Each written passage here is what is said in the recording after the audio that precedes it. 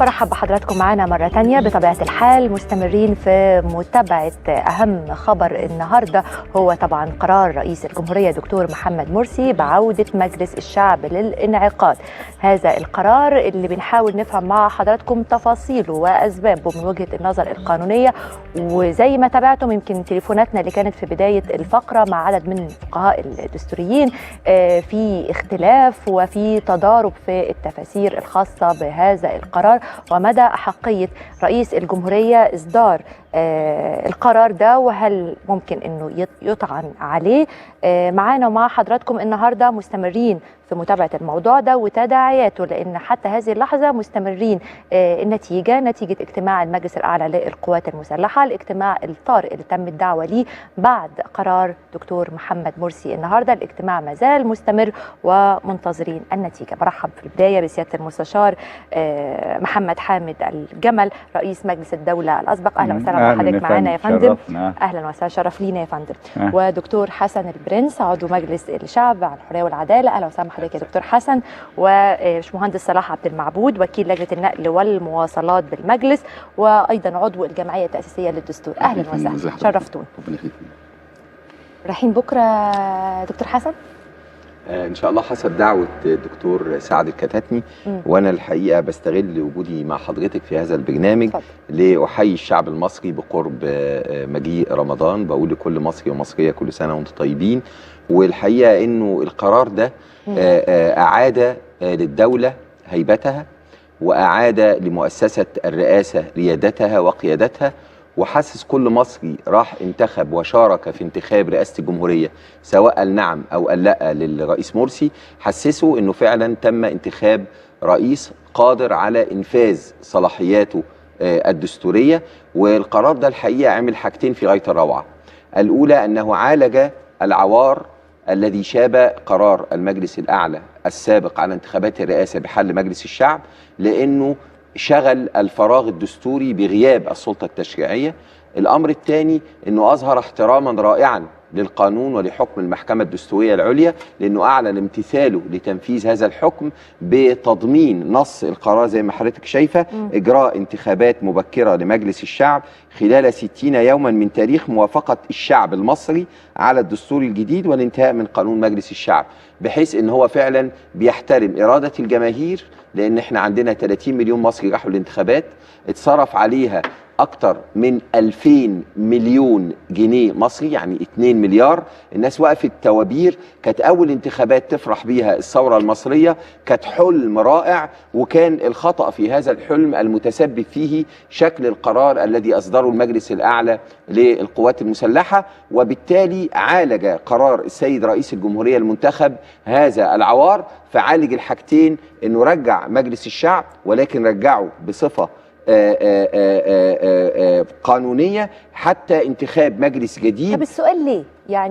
يعني رجوع مجلس الشعب دلوقتي؟ يعني حتى بنتكلم في شهرين تقريبا لغايه ما يكون في عندنا انتخابات جديده بمجلس شعب جديد، يكون نصوص القانون اللي هيتم عليه الانتخاب بسمتك دي ليه يا دكتور حسن ما يكونش مطعون في دستوريتها؟ نعم، اول حاجه نقول بسم الله الرحمن الرحيم. اتفضل.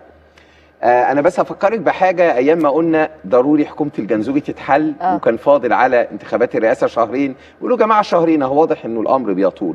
طيب تعالي معايا حضرتك.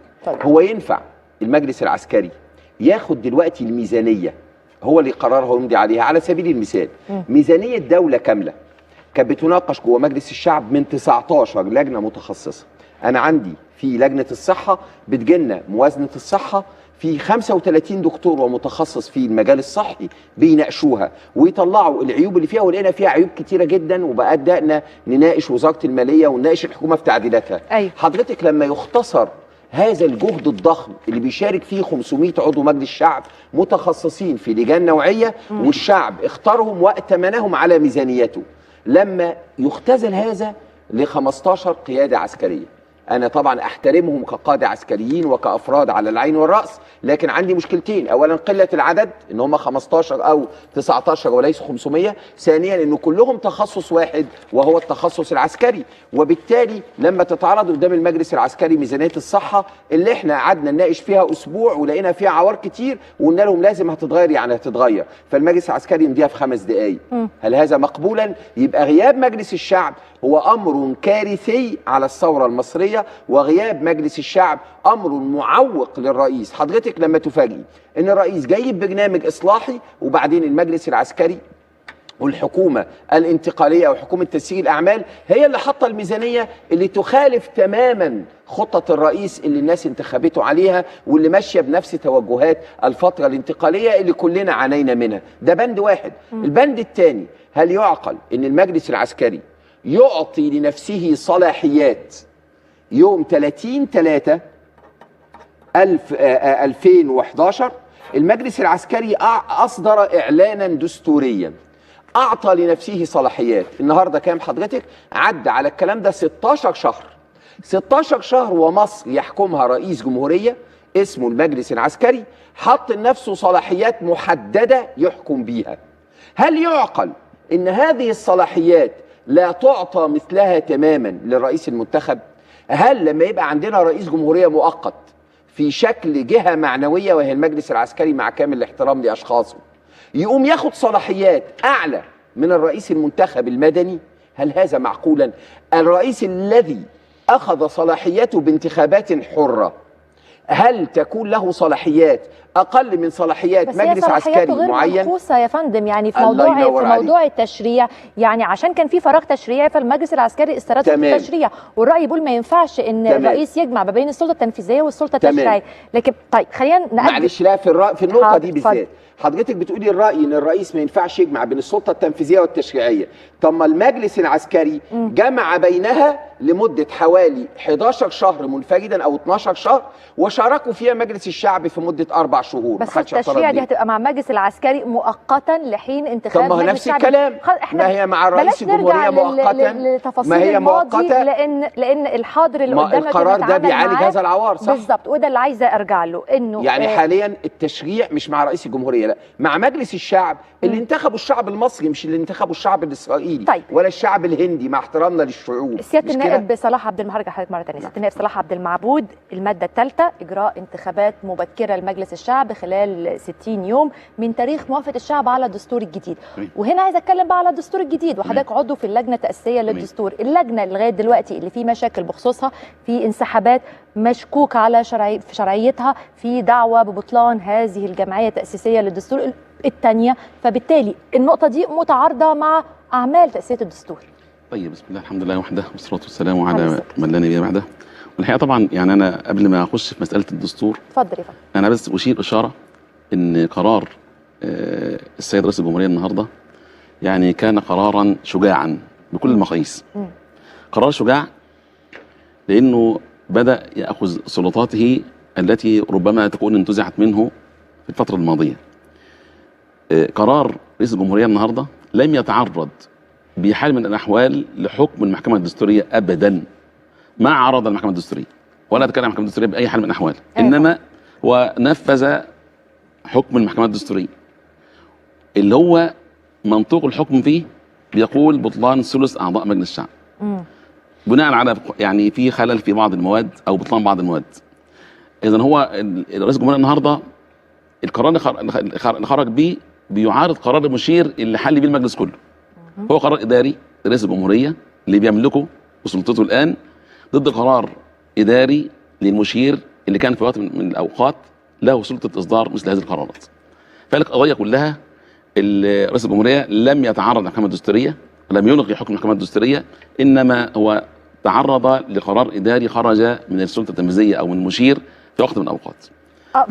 بس نعم. قرار المجلس العسكري نفسه الخاص ب هو مش حل مجلس الشعب، هو قال تنفيذا لحكم الدستوريه العليا اللي هي نفسها جت في حيثيات حكمها قالت ان حكمنا ده مش محتاج لاي جهه تنفيذيه ولا اي قرار، ويعتبر المجلس منحلا من تلقاء نفسه. المحكمه الدستوريه ليس لها اي اختصاص سوى الرقابه على دستوريه القوانين، صح؟ المحكمة الدستورية اختصاصها أصلا تمام على رقابة على القانون ده دستوري ولا غير دستوري. صحيح. قانون يحال إليها من المحاكم تنظر فيه كان دستوري ولا غير دستوري. والفقهاء يقولون أن الحكم بمنطوقه، منطوق الحكم يدور حول بطلان ثلث أعضاء المجلس. أيوة. ده منطوق الحكم. حيثيات الحكم اللي احنا بنتكلم فيها اللي المجلس العسكري أخذ بيها، ودي لما يعني من الحاجات العجيبة جدا انك انت لو قعدت مع 3 فقهاء دستوريين في موضوع واحد هتلاقي كل واحد بيقول كلام مختلف عن التاني. صحيح.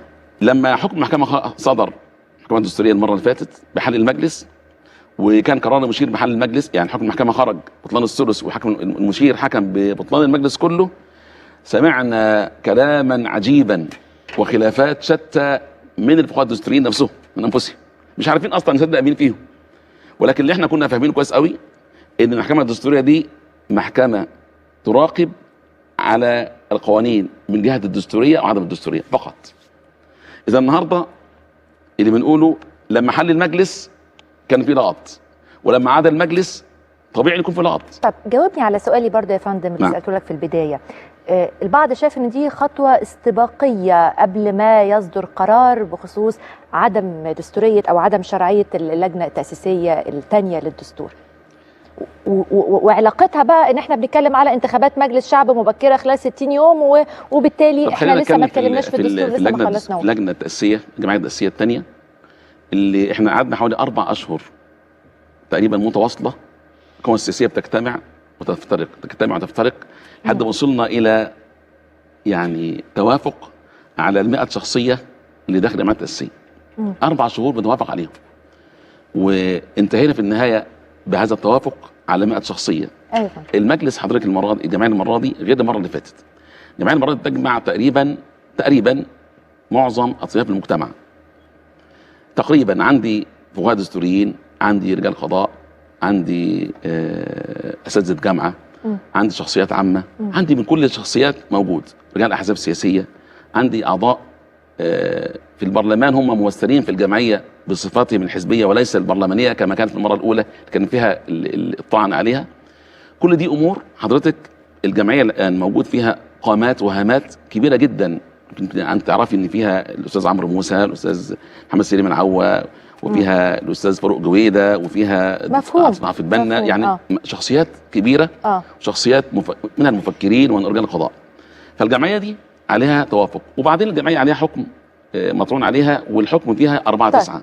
فاحنا شغالين لن نتوقف، وبنعمل وبجد وبنواصل الليل بالنهار، والجلسات شغالة باستمرار عشان نطلع بدستور جيد، دستور يرضي كافة أطياف الشعب المصري. هنرجع نتكلم في التفاصيل دي، لكن أنا ابتديت بالسادة النواب أولا ورد فعلهم على هذا القرار وتعليقهم، لكن محتاجة بقى أسمع الرأي القانوني بالنسبة لهذا القرار. القرار ده قرار إداري من الممكن الطعن عليه، القرار ده صحيح يحق لرئيس الجمهورية إصداره، تعارضه مع حكم الدستورية العليا، يعني اديني الصورة كده واضحة يا فندم. طب شوفي بقى، نبدأ بجملة مش هنختلف عليها لا أنا ولا الإخوة يعني النواب، إنه الحكم على أي شيء فرع من إدراكه ومعرفة حقائقه وتصوره. نبتدي بقى من الأول بقى، لما حصلت ثورة 25 يناير دي، بس بيني أكمل الفكرة عشان تبان، لأن ده التأصيل اللي خلينا نشوف الكلام اللي قيل ده له يعني سند قانوني ودستوري وسياسي، ولا هو كلام مش متوفر فيه هذه الاعتبارات. لما الثورة دي حصل الآتي: إن الثوار دول لا لهم قيادة ولا لهم هيكل ولا لهم زعيم، وبناء على كده لما انضمت المجلس الأعلى للقوات المسلحة والقوات المسلحة لهم، تعهدت هذه القوات المسلحة بأنها تحمي هذه الثورة وتنفذ أغراضها ومبادئها وتحمي هؤلاء الثوار. نشأ هنا من الناحية الدستورية بقى عند اللي بيعرفوا في الدستور والقانون ما نسميه الشرعية الدستورية الثورية. ايه الشرعية الدستورية الثورية دي؟ أن السلطة المنظمة الوطنية القومية اللي عندها إمكانية الفعل، اللي هي المجلس الأعلى للقوات المسلحة، بقت هي اللي بتقود العمل السياسي والدستوري وغيره في البلاد. بناء على كده عملت الأول مسألة إنها تعدل كام دستور، في دستور 71 رجعت ثابت الكلام ده، وراحوا عاملين الدستور المؤقت اللي فيه 63 ماده، منهم المواد دي اللي حصل عليها استفتاء بعد تعديلها. ده اساسه ايه من ناحيه الشرعيه الدستوريه في البلد؟ في ناس بتنكر انها المجلس الاعلى ده يملك اي سلطه يعمل دستور، ما يعملش دستور، دستور باطل. في ناس انا سمعتهم بيقولوا هذا الكلام. لا، هذا الدستور الذي تم وضعه بنسميه الدستور المؤقت، وهو مبني على السلطه الدستوريه الثوريه الشرعيه لهذه هذا المجلس الاعلى للقوات المسلحه. بناء على ده برضو مستمر هذه السلطة موجودة، رغم انتخاب مجلس الشعب راحت له السلطة التشريعية، فضل السلطة التنفيذية والسلطة الثورية الدستورية دي موجودة عند المجلس الأعلى للقوات المسلحة. لما المجلس طلع الحكم بتاع المحكمة الدستورية اللي برضه هنقول كلام مهم جدا في أمره، يعني لما تم كده تم إصدار الإعلان الدستوري المكمل اللي هو فيه أحكام خاصة بالقوات المسلحة وأحكام خاصة المهم فيها أن السلطة التشريعية عادت مرة أخرى إلى هذا المجلس. اللي احنا قدامه بقى أن حكم المحكمة الدستورية العليا دي، يعني إخواننا الأعزاء يعني بيقولوا كلام لما مفروض أن احنا نجيب الكلام من النص نفسه. نص الحكم يقول كده، حكمت المحكمة، ما هنقول ما هنطوق الحكم واسبابه، وده شغلنا بقى. اتفضل يا فندم. يعني لازم لما نقول ما كناش كلام مش ملوش اصل حضرتك تتقبله. هذا الحكم بيقول كده ان حكمت المحكمة ببطلان المواد كذا وكذا والفقرات كذا من القانون الخاص بالانتخاب بتاع الانتخابات بالفردي والانتخابات بالقوائم الحزبية وما يترتب على ذلك من آثار. لا قال التلت في المنطوق ولا قال النص ولا التلتين. دي أول حقيقة. يعني الحقيقة الثانية أنه في الأسباب بتاعة الحكم قال كده بقى، قال أن البطلان بتاع التلت لا يمكن أن يستقيم وحده لأنه سوف يؤثر في التلتين، والبطلان نتيجة لكده مؤثر ومتأثر بين التلتين والتلت، وبالتالي فإن البطلان يشمل كل مجلس الشعب. احنا عندنا بقى كناس بتوع قانون دي شغلتنا، يعني المفروض ان الحجية بتاع الاحكام دي وهذا الحكم حجة على الكاف ونهائي وبات وواضح في منطوقه وفي اسبابه. الحجية دي المفروض بتشمل المنطوق وتشمل ما يلزم الوصول للمنطوق من الاسباب، يعني ما تشملش المنطوق لوحده زي ما بيتقال في الاراء برضو اللي بنقعد نسمعها دي، وما يشملش الاسباب لوحدها، ولا كل الاسباب يشمل من الاسباب ما هو حتمي وضروري ومرتبط ارتباط لا فكاك منه مع المنطوق. بناء على كده فيبقى المحكمة دي لما نفسرها تفسير سليم وموضوعي حكمت بقى أردنا هذا أو لم نرد، ده باطل مش باطل دي مسألة ثانية، لكن الحكم ده يتضمن الحكم ببطلان المواد التي تم الانتخاب على أساسها بالقوائم الفردية والحزبية وما يترتب على ذلك من آثار. طبعا الآثار دي اللي جاء جزء منها في الأسباب هو البطلان الكامل لمجلس الشعب، وهو أيضا عشان ما يعني أرجو أنكم ما تزعلوش، هو أيضا الذي ينطبق لأن الحكم ده عيني بينصب على المواد ويزيلها ويزيل آثارها تماما، بينطبق أيضا على مجلس الشورى اللي تم انتخابه بنفس الطريقة واللي موجود دعاوى مرفوعة بهذا الشأن.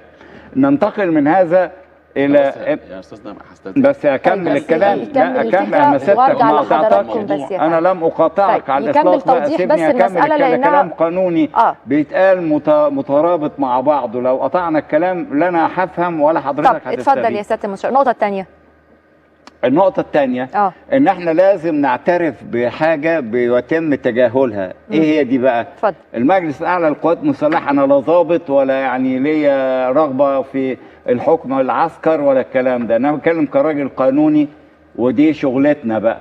العسكر دول اللي هم القيادة بتاعة العملية زي ما انا قلت عندهم نوعين من السلطات لغاية لما يتم وضع الدستور والاستفتاء عليه. السلطة الأولى منهم اللي أنا قلتها، السلطة بتاع الشرعية الدستورية الثورية.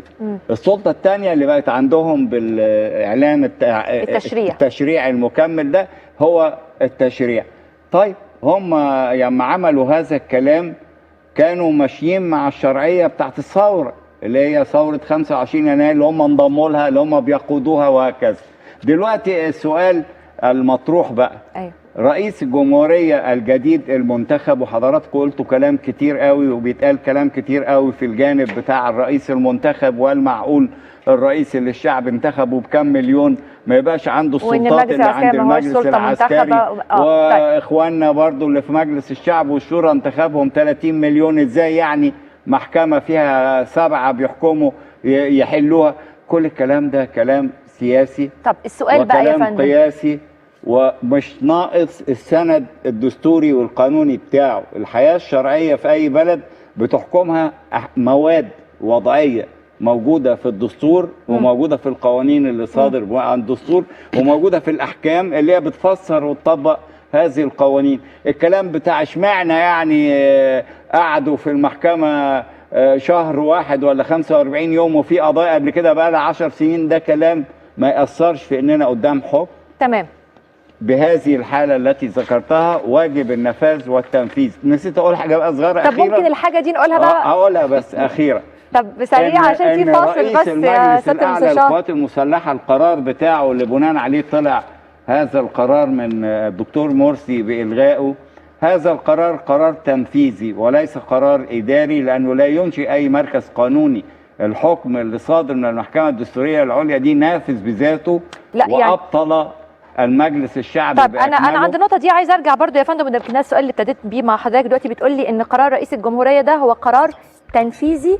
لا مش قرار رئيس الجمهوريه، تتكلم على قرار رئيس المجلس الاعلى للقوات المسلحه باعتبار لكن قرار رئيس الجمهوريه هو قرار اداري من الممكن الطعن عليه. طبعا انا عارفه ان في تعليقات من حضراتكم هرجع ليها، لكن بعد الفاصل مباشره. اتفضل.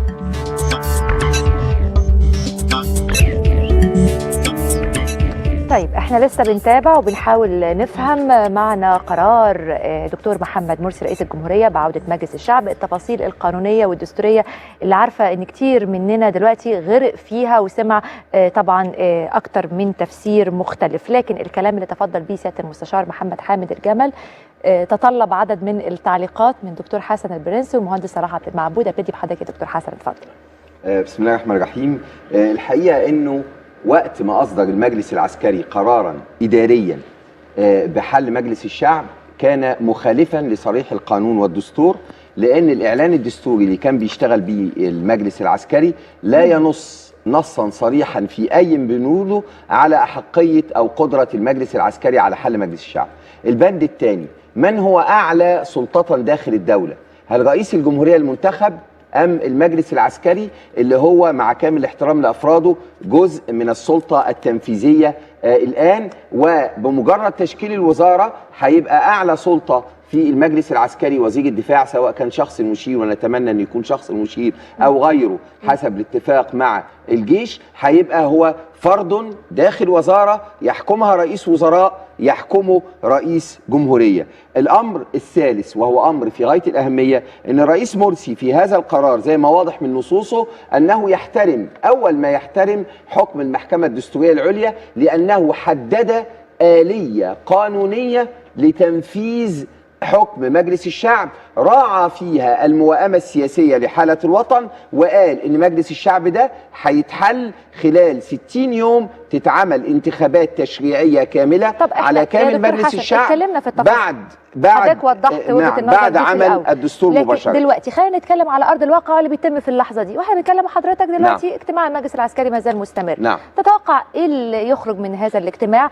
هيبقى التصرف ايه لما السادة النواب يروحوا لمجلس الشعب يلاقوا الأمانة المجلس مثلا ما فيش الكلام ده، يلاقوا الحرس اللي قدام مجلس الشعب ما فيش دخول؟ ده كلام يبقى خطير جدا. اولا انا مقتنع تماما ان المجلس العسكري سينحاز الى سلطه رئيس الجمهوريه المنتخب من الشعب، وسوف يعلن انه يرحب بقرار الرئيس بشكل او باخر. الامر الثاني لو ما حصلش ده يبقى كلام خطير، لان معنى كده ان المجلس العسكري يصطدم بالشعب المصري، لانه حتى القاعده اللي في الجيش بتقول ايه؟ لو جال اي ضابط قرار من الرتبه اللي اعلى منه ومش عاجباه يقول له نفذ ثم تظلم.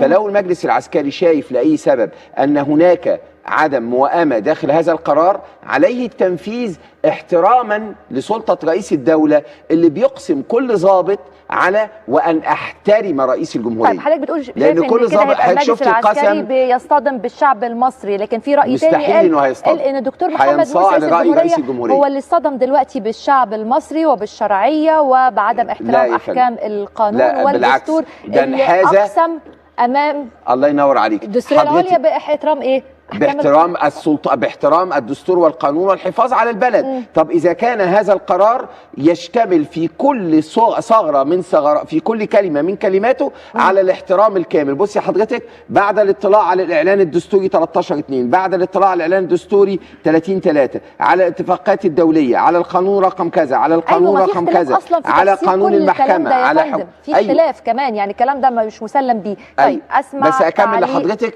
فإذا قرار السيد رئيس الجمهورية فيه احترام كامل لحكم المحكمة الدستورية العليا، لكنه يوجد آلية لتنفيذ هذا الحكم لا تصطدم مع مراد الشعب ولا تجعل أن الأمة تعيش بغير مجلس شعب، وأن المجلس العسكري مع قلة عدده واحترامنا لهم هو اللي يقوم بهذه المهمة التشريعية، وهو قد قام بها من قبل بطريقة خاطئة. نعم. باشمهندس صلاح اتفضل. يعني أنا أود أن أشير من خلال معايشة شخصية للأحداث وأنا جاي الحلقة، يعني تليفونات كتير كتير كتير كتير كلها بتهني بالقرار اللي طلع من رئيس الجمهورية. لو احنا عملنا حتى في الشارع استبيان كده هتشوف حتى بعينك، والناس كلها هتشوف ان قد ايه الشعب فرحان جدا جدا جدا بقرار رئيس الجمهوريه. ما نقدرش نقيس برضه يا سياده النائب، انا عايز اتكلم، كان في اراء ثانيه فرحانه بقرار الحل، يعني القرارات المساله مختلفه القرارات اللي لو لاحظت ان كل اللي بيناقش النخب السياسيه فقط اللي عماله تعترض على شكل القرار، ولكن النخب الشعبيه بقى اللي احنا جينا بشرعيه شعبيه، شرعيه ثوريه زي ما سماها الاستاذ محمد، واحنا اصلا الشرعيه الشعبيه والثوريه كلها فرحانه بقرار رئيس الجمهوريه بعوده المجلس المنتخب باراده شعبيه. رئيس الجمهوريه الشعب انتخبه وفوضه ان يفعل القرارات التي تكون في مصلحه الشعب، والراجل اصدر هذا القرار لمصلحه الشعب، ولذلك اصلا تجد تأييد شعبي واضح وكامل، وانتم سترون ذلك وبقوه على كل المستويات. الناس فرحانه والناس بتأيد هذا القرار. الامر الثاني حضرتك اللي عايزه يعني اتكلم اشير اليه بس اشاره سريعه، انك دايما ترى فقهاء الدستور او الدستوريين يتكلموا في سياده القانون، سياده القانون، سياده القانون، واذا نظرت الى كلامهم طول النهار يتكلموا في السياسه. الله، يعني فين القانون فين السياسه؟ قانون قانون قانون، تسمع كلامهم سياسه. وانا اسال سياده المستشار بيتكلموا في القانون واهل القانون بيتكلموا ما هو الكلام ده اصلا سياده القانون وبص يتكلموا في السياسه. طب ما ينفعش. طب واهل السياسه يدخلوا في تفاصيل القانون برضه اللي ممكن يكونوا يعني مش على غير علم تفصيل. انا حقي اعلق على حاجه شفتها ولكن ما دخلتش جوه التفاصيل. انا ما دخلتش جوه كلام محكمه الدستوريه وقلت القانون بتاعها ده باطل ولا كلام، انا مش دعوه، ده كلام على دماغنا من فوق. الدكتور ولكن برانس اتكلم في القانون، قال ان ده بينفذ الحكم وان الحكم نافذ وانه بيعمل آلية، كل الكلام ده كلام جوه القانون بقى. يعني انا اقصد اللي احنا عايزين نقول، اللي عايزين نقول هنعلق عليه لو طيب علشان ما فيش وقت تعليق الاخير بس. هل مساله تدخل رجال القانون في السياسه ده مساله، وانا السؤال مني لحضرتك بيحصل كتير من الساده الدستوريين والقانونيين وبالاخص الدكتوره الاستاذه تهاني الجبالي دايما تخش في السياسه بصوره واضحه جدا. هل الكلام ده مقبول عندكم في رجال القضاء ولا غير مقبول؟ انا مش قادر افهم اللي بتعمله المستشاره تهاني الجبالي بالصوره الواضحه، سياسه سياسه سياسه طب سياسه بدون ذكر اسماء بعينها لانها مش موجوده معانا دلوقتي. ما قدامنا حي وهنتكلم عن الهوا لان دي مش غيبه، ده على الهوا الناس كلها سامعه. ترد بس وقتك. تعليق اخير بقى. انا عندي تعليق اخير. اولا احنا المفروض ان القرار قدامي اهو، الماده الاولى اللي بتقول سحب قرار المشير ده باعتبار مجلس الشعب منحلا. اولا ده بيعدل قرار ليس منشئا لمركز قانوني، والمركز القانوني اللي أنشأه المحكمة الدستورية العليا بالحكم، فهو ده سحب الحكم. بدليل بقى عودة مجلس الشعب المنتخب لعقد جلساته وممارسة اختصاصاته، ده بيتناقض مع ما انتهى إليه الأمر بالنسبة للحكم وإبطال مجلس الشعب. إجراء انتخابات مبكرة خلال 60 يوم ده بيتناقض مع الإعلان الدستوري التكميلي اللي هو حدد بعد ما الجمعية التأسيسية تخلص يعني مشروع الدستور ويعلن طب في لو الاستفتاء، لو خلصوا قبل يبتدي كده تعمل الانتخابات. احنا رافضين الاعلان ده بقى حضرتك قلت انه غير متعارض وبيعمل، لا ده متعارض مع الاعلان الدستوري التكميلي، وهو مرفوض شعبيا وسياسيا، وبيناقض يعني القرار اللي صادر من المحكمة الدستورية العليا في الحكم بتاعها، وليس له سند في الدستور، لأن اختصاصات رئيس الجمهورية خاضعة للمشروعية الدستورية والقانونية، يعني لا يستطيع أن يفعل شيء إلا لو كان شرعي من الناحية الدستورية والقانونية، ولا يتعارض مع الشريعة الإسلامية كمان. عشان المجلس العسكري لما يعمل الإعمال الأسئلة مفيش حد من حقه يلغيها. حسن البرنس، الباشمهندس صلاح عبد المعبود، سياده المستشار محمد حامد الجمل، معلش انا بشكركم شكرا جزيلا. اعتقد مش هيكون اول لقاء، واكيد هنتكلم في الموضوع ده كتير خلال الايام اللي جايه. بالتاكيد هيكون في تداعيات، لان الكل دلوقتي بيحاول يفهم ويتعامل مع هذا القرار، واحنا مستمرين في محاوله الفهم مع حضراتكم. بعد الفاصل هيكون معنا الفقيه الدستوري دكتور محمد نور فرحات للحديث طبعا في نفس هذا الموضوع.